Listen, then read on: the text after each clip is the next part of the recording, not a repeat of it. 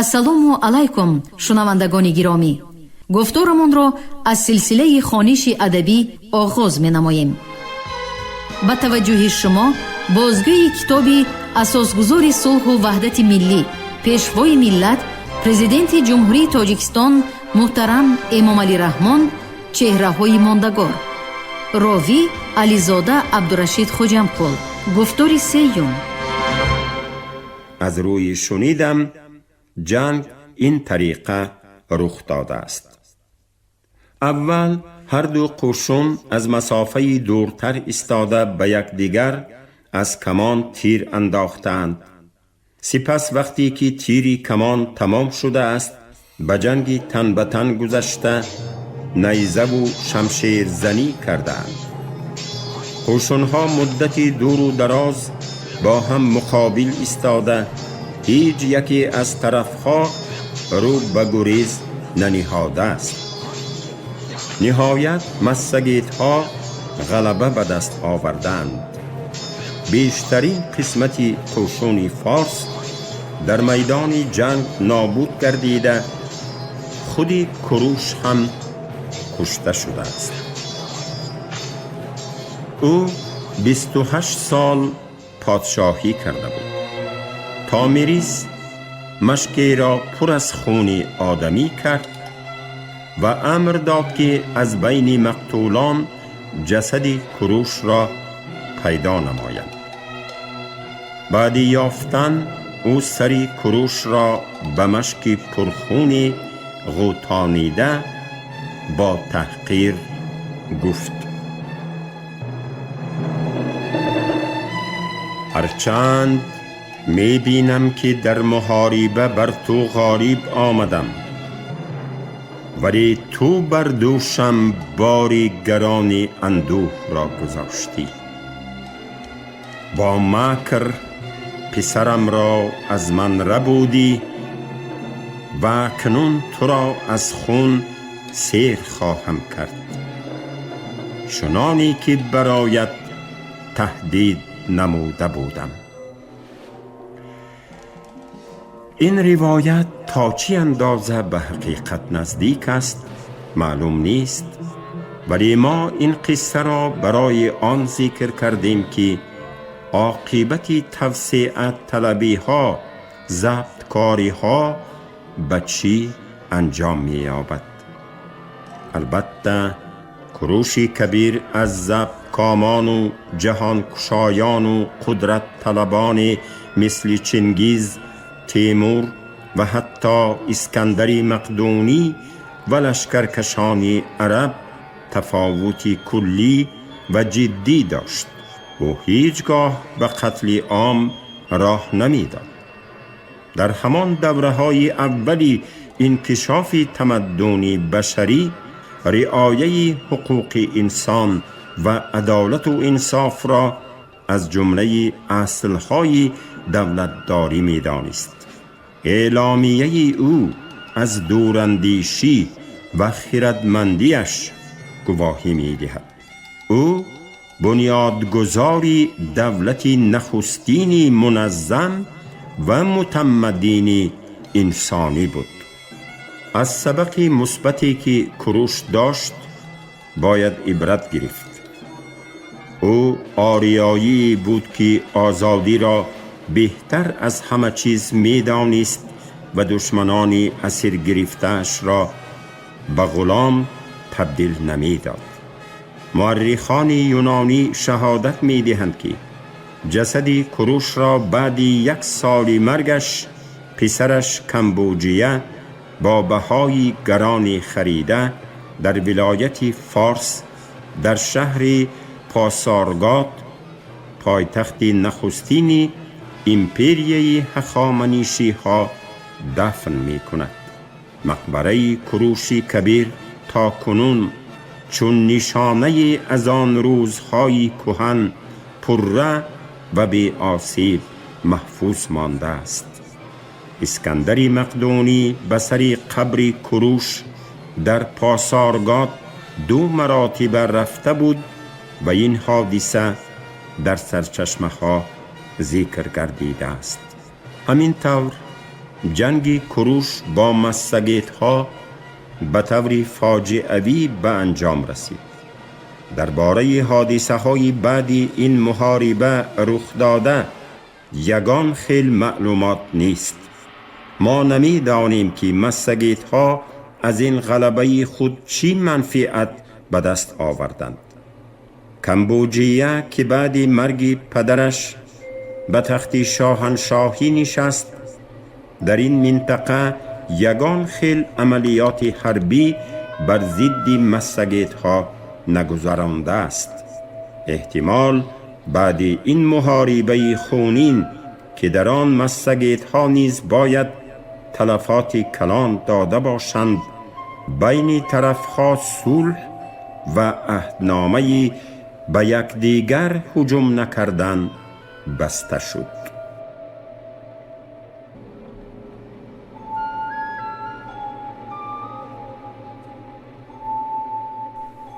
درباره جنگ کروش با مستگیت ها هنوز در دوره قدیم روایت های زیاد و گوناگون پیدا شده بودند.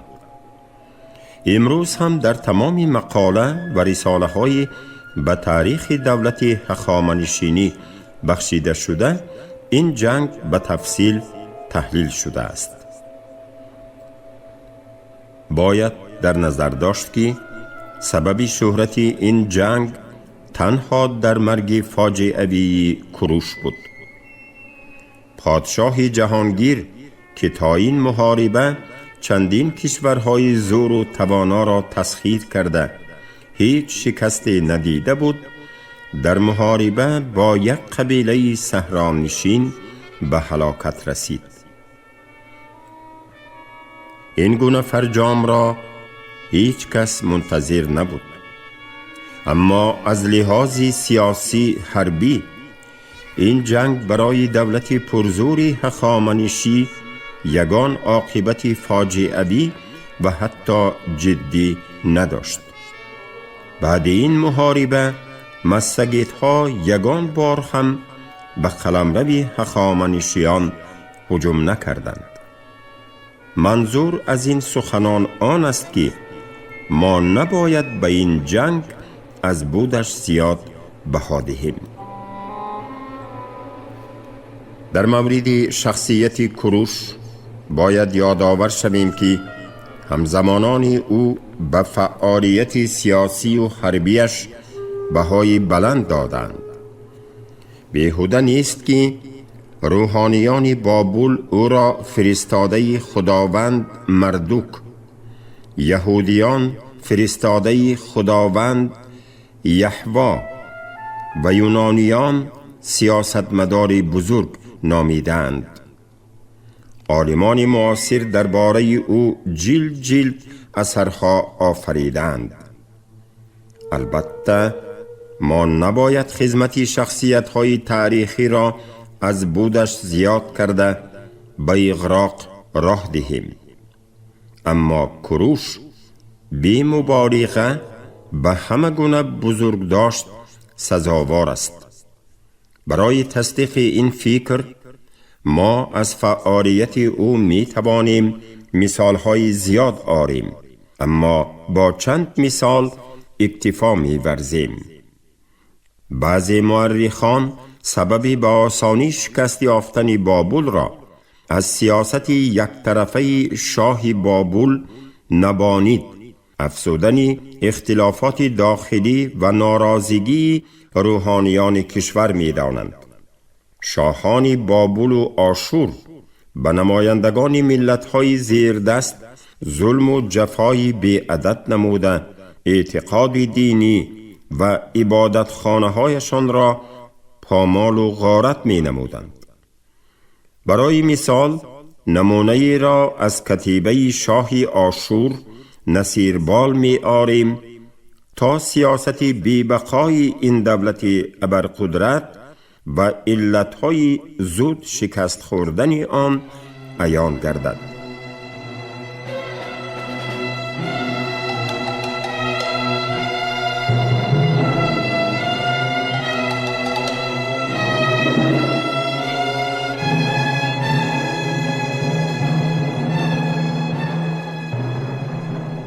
و فرموده آشور و اشتار خدایانی بزرگی حامیان من هستند. با لشکریان و عرابه های جنگی خود به شهر گینایو حمله بردم و آن را به یک ضرب شدید تصرف کردم. 600,000 نفر از جنگیان دشمن را بی درنگ سر بریدم. 3,000 اسیر را زنده طعمه آتش ساختم و حتی یکی را باقی نگذاشتم تا به گروگانی رود.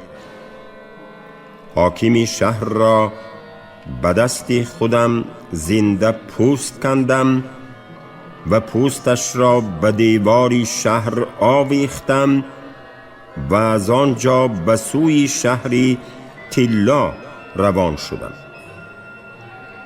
مردم این شهر از در عجز و التجا در نیامدند و تسلیم من نشدند. لاجرم به شهرشان یوریش بودم و آن را گشوده و 30,000 نفر را از دم تیغ گذراندم. بسیار نفران را در آتش کباب کردم و اسیران بیشمار را دست و انگشت و بینی بریدم و هزاران چشم از کاسه و هزاران زبان از دهان بیرون کشیدم. از جسد کشتگان پشته ها ساختم و سرهای بریده به طاقهای شهر آویختم.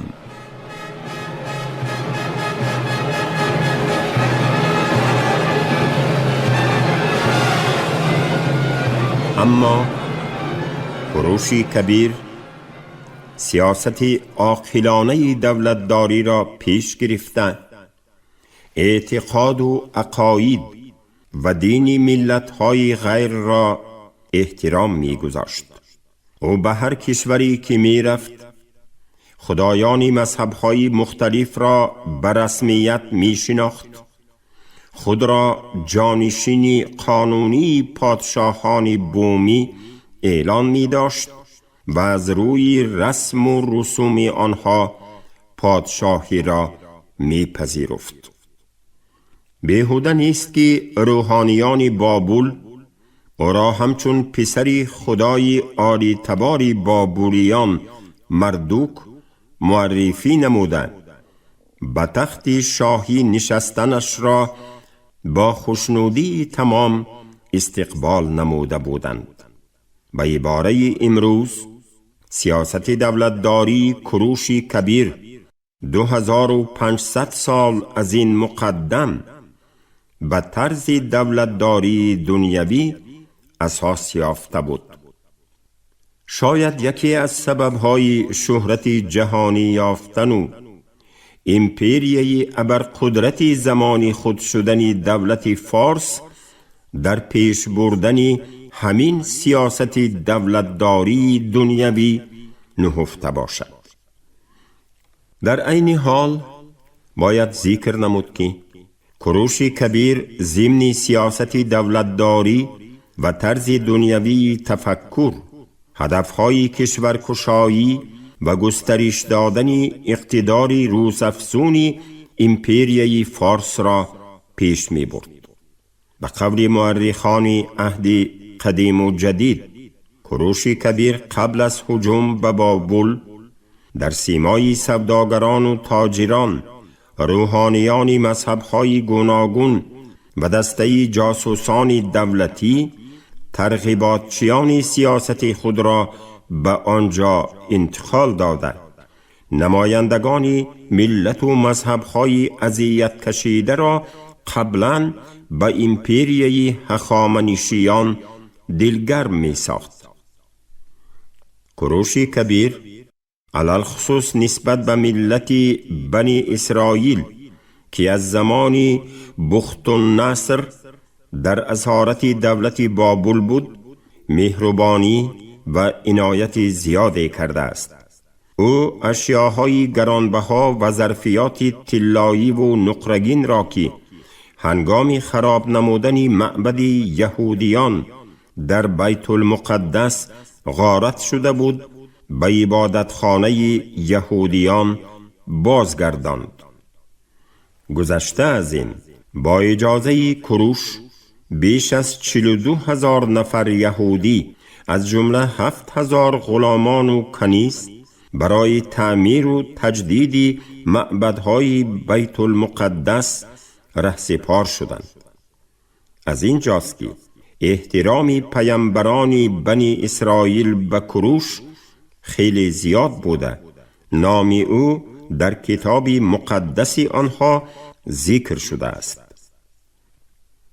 کوروش کبیر در عین حال معبدهای بابلیستان، آشور و الم را تعمیر نموده. به آنها نذر و نیاز و قربانی های زیاد نثار می ساخت. خلقیت های مختلف را برای برگشتن به وطن اصلیشان رخصت می داد.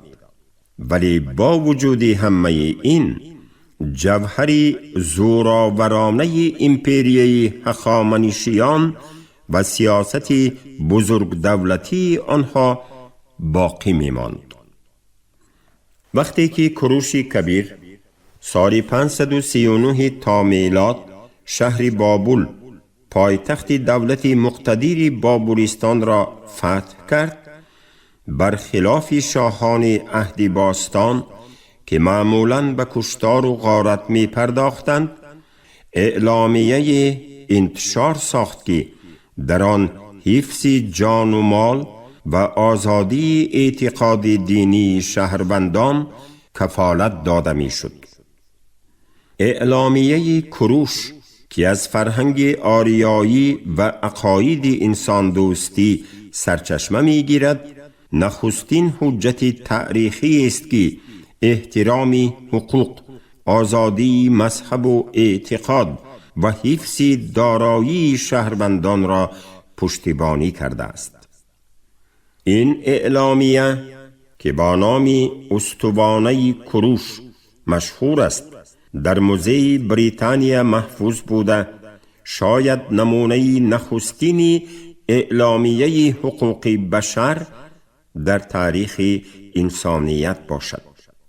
به نظرم متن این اعلامیه را که با خط و زبان بابلی نوشته شده، ترجمه فارسی تاجیکی آن با سعی و اهتمام عالمی شناخته پروانه جمشیدف به طب رسیده است، آوردن از اهمیت خالی نیست.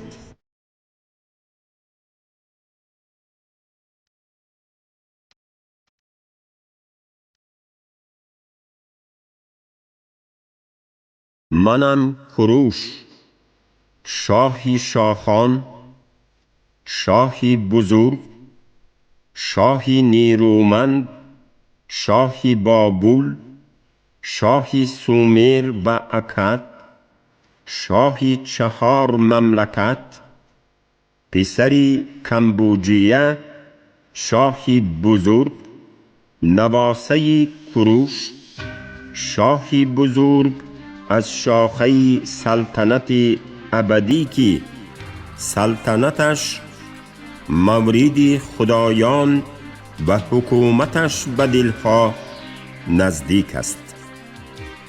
وقتی که به جنگ و جدال وارد بابل شدند، همه مردم قدوم مرا به شادمانی پذیرفتند. در قصر پادشاهان بابل به سریر سلطنت نشستم. مردوک خدای بابل دلهای نجیب مردم بابل را متوجه من کرد، زیرا من او را محترم و گرامی داشتم. لشکری بزرگی من به آرامی وارد بابل شد. نگذاشتم صدمه و آزاری به مردم این شهر و این سرزمین وارد آید. وضع داخلی بابل و اماکن مقدس آن قلب مرا تکان داد. فرمان دادم که هیچ یک از خانه های مردم خراب نشود. خدای بزرگ از من خرسند شد و به من که کروش هستم و به پسرم کمبوجیه و تمام لشکری من از راه عنایت برکت خود را نازل کرد. پادشاهانی که در همه ممالک عالم در سرزمین های خود نشستند، از دریای بالا تا دریای پایین و پادشاهان غرب تماماً خراج سنگین آوردند و در بابل به پایهای من بوسه زدند. فرمان دادم که از بابل تا آشور و شوش و اکد و همه سرزمین هایی که در آن طرف دجله واقع‌اند و از ایام قدیم بینا شده اند، معابدی را که بسته شده بود بکشایم. همه خدایان این معابد را به جایهای خود برگرداندم تا همیشه در آنجا مقیم باشند. اهالی این محلها را جمع کردم و منازل آنها را که خراب کرده بودند از نو ساختم و خدایان سومیر و اکد را به آسیب و قصرهای آنها که شادی دل نام دارند بازگرداندم. صلح و آرامش را به تمام مردم عطا کردم.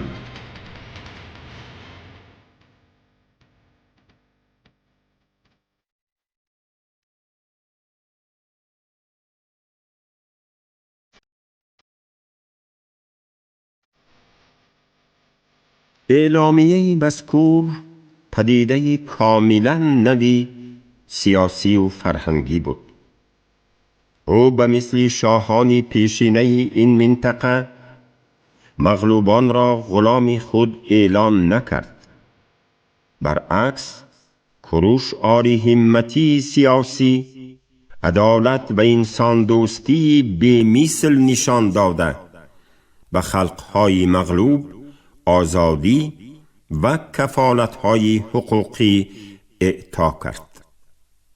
این اعلامیه بشردوستانه که میتوان نخستین سندی کفالت آزادی مذهب و اعتقاد دینی و گذشته از این احترام حقوق شهروندان گوناگون ملت و مختلف آیین شمرد، از تمدن آریایی سرمنشأ گرفته است. شاید در تاریخ عهد قدیم این اعلامیه نخستین اقدامی است سوی جامعه دنیوی و عدالت پرور که دیرتر توسط روشنفکران یونان و ریم به اروپا راه یافته زمینه جامعه حقوق بنیاد دنیوی و بشردوستانه را پدید آورد. کروش سیاستشناس نکته سنج بود. پیش از همه گونه محاربه او برای نریختن خون بر رقیبانش با کفالت امنیت، آزادی و با شرطهایی برای آنها امتیازناک بستن صلح را پیشنهاد می کرد. تنها در صورتی از جانب مقابل قبول نشدن پیشنهادهایش دست به جنگ میزد. بعدی غالب برآمدن کوشش میکرد مغلوبان را بیهوده آزار ندهد و عزت نفس آنها را پست نزند. او آدم شناس و انسان دوست بود و شخصان لیاقتمندی را که برایش صادقانه خدمت می کردند قدر می کرد و به آنها منصب‌های کلان دولتی را می داد. اغلب او پادشاهانی مغلوب شده و به اسیری افتاده را می بخشید. شاه لیدیا کریز، شاه بابل نبانی به این مثال شده می توانند. کوروش در هیئت امپریای خود قریب 70 قوم و ملت‌های گوناگون را متحد کرده و همه آنها رسما آزادی و برابر حقوقی عطا نمود. بشریت می تواند امروز هم از تجربه انسان دوستی و عدالت پروری این شخصیت بی‌نظیر استفاده برد. تجربه دولتداری کوروش کبیر عبرت آموز است.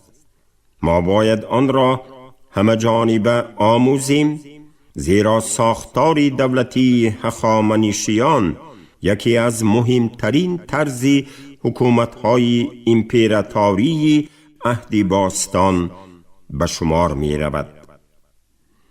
سزاواری یادآوری است که او باری نخست چندین کشورها و خلقهای آریایی را در هیئت یک دولت متحد نموده برای تشکل و انکشاف زبان و فرهنگ یگانه آنها مساعدت نمود. خصوصا در عهد کوروش کبیر که دوره مرکزیت یابی و در قلمرو دولت بزرگ هخامنشیان متحد شدن دولت‌های خرد و قبیله‌های پراکنده آریایی نژاد و آریایی زبان سرزمین آریانای غربی و آریانای شرقی به شمار می رفت، تعقیب و سرکوب کردن سکایی‌های مرکز گریز و آزادی پرست اوج گرفته برای از تاخت و تاز آنها ایمن داشتن سرحدهای شرقی امپریای هخامنشیان قلعه استحکامی کوروشکده بنیاد می گردد. گمان غالب آن است که کوروش کبیر بعد کشورکشایی ها و وسعت بخشیدن حدودهای شرقی امپریای فارس قلعه استوار و استحکام مرزبانی کوروکده را در حدود استروشن قدیم بنیاد گذاشته است که آن دیرتر با نام کوروشکده شهری کوروش شهرت یافته است. هدف اساسی ساختن کوروشکده مستحکم نمودن سرحدهای قسم شرقی قلمرو فارس به خاطر لشکرکشی‌های من بعده، یعنی در آینده ضبط نمودن دولت‌های پر اقتدار بابلیستان و مصر قدیم بود.